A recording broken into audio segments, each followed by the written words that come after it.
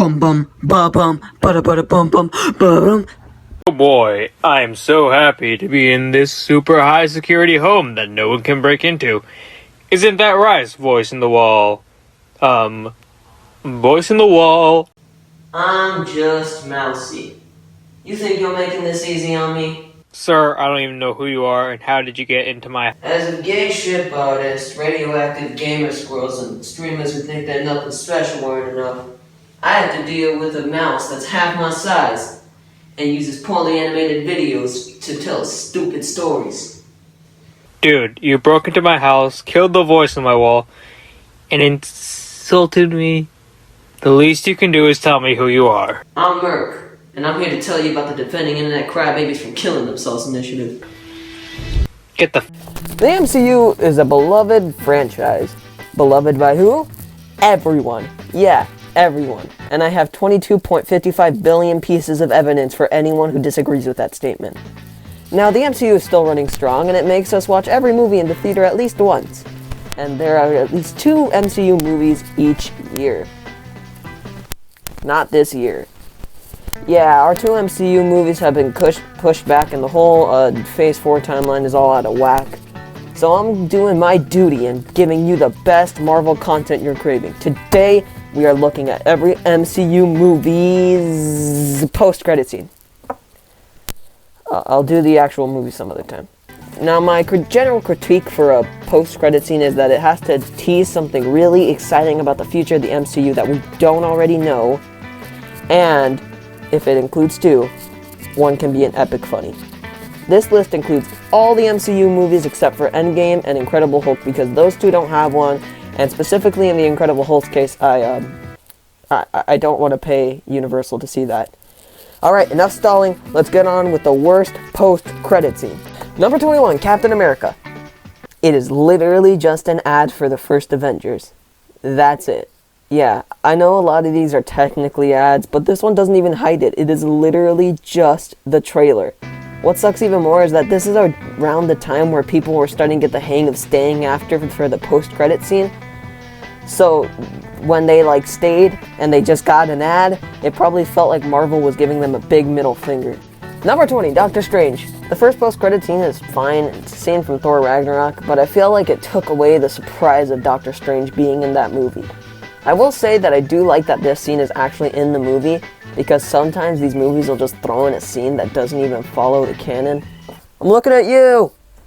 But the final one teases that Baron Mordo is going to be the Thanos of the Doctor Strange films. Okay, now hear me out on this. But I don't fucking care! Boring Moron is not an interesting enough character to warrant bringing back. Dude, I barely remember his name. No one's favorite character in this movie was Mordo. Nobody cares if he's brought back. So even though I think that the first one is fine, it's held back significantly by the last one. Number 19, Black Panther. The first post-credit scene tells us something we basically already know. They wasted an entire slot to tell us that T'Challa was going to help the world, when the ending of the movie told that to us already. Why?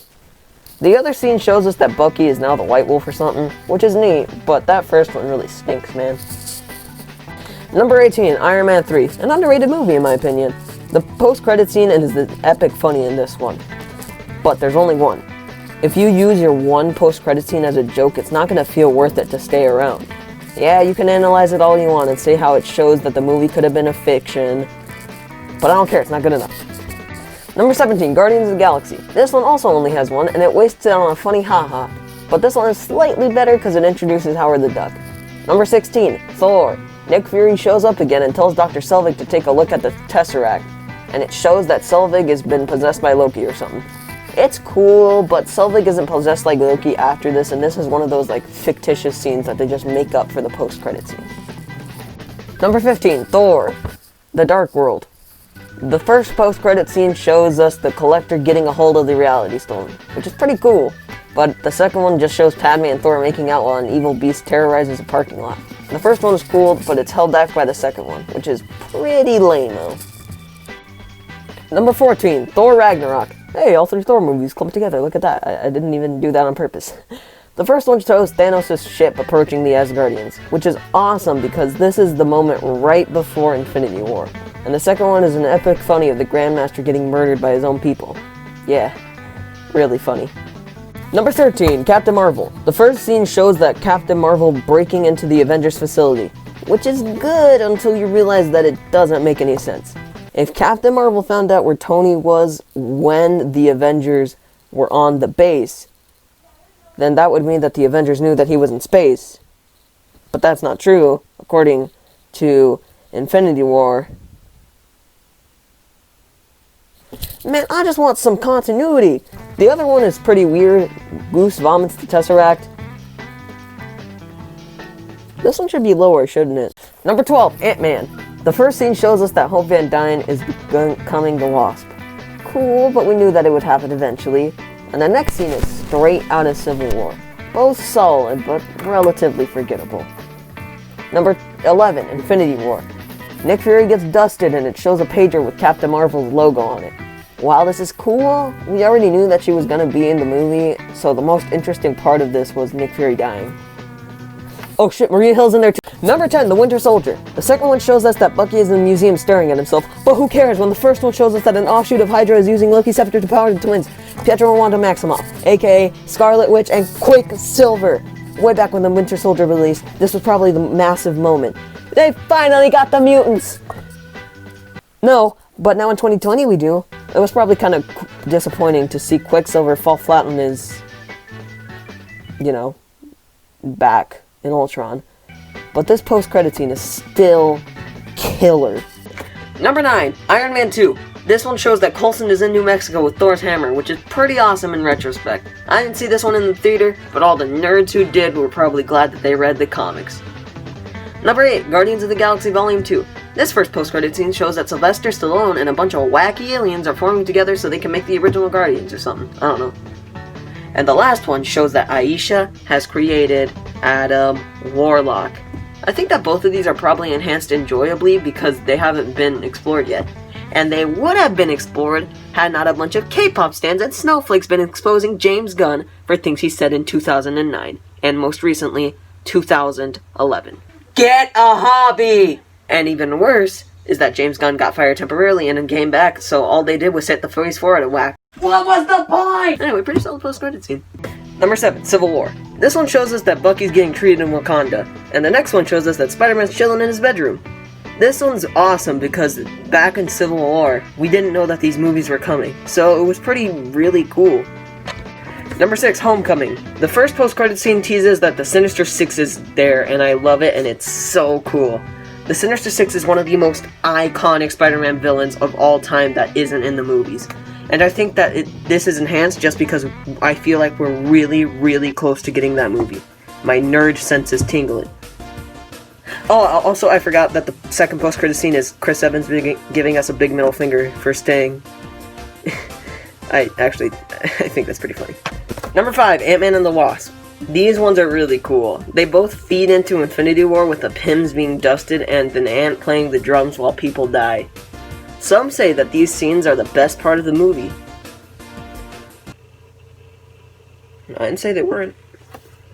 Number 4, Age of Ultron. This is one of the first Thanos pop-ups where he wears a practice gauntlet according to canon. Guys, sometimes you just don't answer questions because if you do, they make you look stupid. Anyway, it's a super cool build-up to an epic 2 films that preceded this. Because Age of Ultron is not that good. I'm sorry, guys. Number 3, Far From Home. Okay, so, the footage for the Far From Home post-credit scene was destroyed.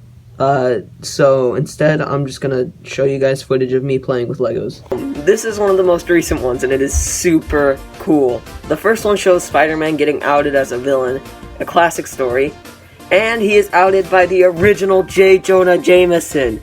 And then they reveal that Nick Fury and Maria Hill in this movie are Skrulls, and the actual Skrulls are in the stored space station. Number 2, Iron Man. This is a classic. Nick Fury pops up and tells Tony about the Avenger Initiative, which is iconic, but not as iconic as number 1, The Avengers. This shows Thanos, and it makes him look like such a badass. This is one movie that started the Infinity Saga. The one movie that kicked it off. It wasn't Iron Man. It wasn't Captain America. It was Avengers.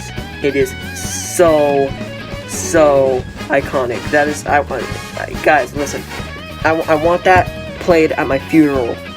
Okay? Oh, also, the Avengers eating shawarma. Iconic. Well, that's all of them. In terms of quality, I would say that 21 through 19 are bad, 18 through 15 are okay, 14 to 12 are decent, and 11 through 1 are great. So, what's the takeaway from all this?